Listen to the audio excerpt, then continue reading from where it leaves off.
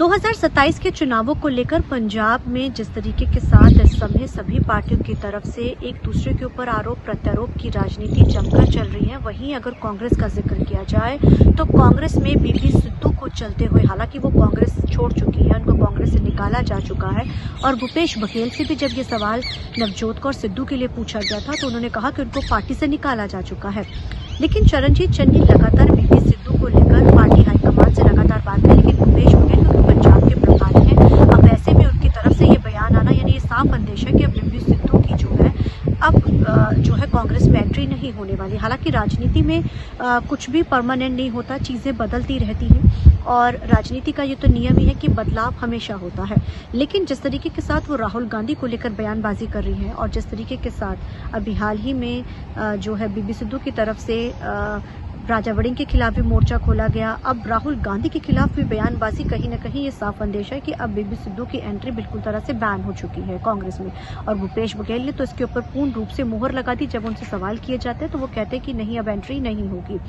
वहीं अब कांग्रेस के अंदर सभी ही जो लीडर्स है अपना अपना कद बढ़ाने के लिए और अपना अपना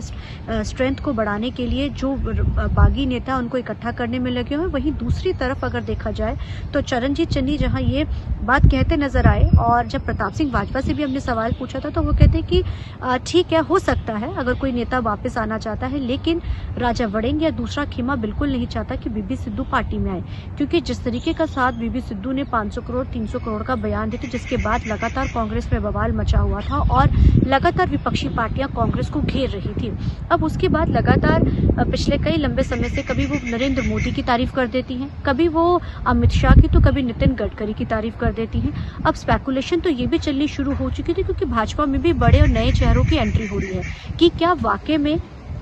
इनकी एंट्री जो है अब भाजपा में होगी। लेकिन यहाँ की लोकल लीडरशिप साफ तौर पे कहती है कि इन दोनों ही मियां बीबी को जोड़ी को वो नहीं लेना चाहते हैं। कारण क्या है? क्योंकि ये अपनी ही पार्टी के खिलाफ इस तरीके के साथ खड़े हो जाते हैं जिससे पार्टी को काफी खामियाजा भुगतना पड़ता है। अब ऐसे में चुनाव प्रचार तेजी पर है और कांग्रेस के अंदर जो सबसे बड़ी समस्या समय आ रही है कि इनका कोई भी लीडर किसी भी तरीके का ऐसा बयान दे रहा है जिसके चलते हुए पार्टी को खामियाजा भुगतना पड़ रहा है। अब बीबी सिद्धू की एंट्री किस तरफ होती है, अब इस पे नजर बनी रहेगी। लेकिन ये साफ हो चुका है कि अब जो है कांग्रेस ने तो साफ कर दिया भूपेश बघेल ने, लेकिन आने वाले दिनों में अब उनकी एंट्री किस ओर जाती है इस पे सबकी नजर बनी रहेगी। कैमरामैन जस्सी के साथ चंडीगढ़ से TV9 के लिए मनप्रीत कौर।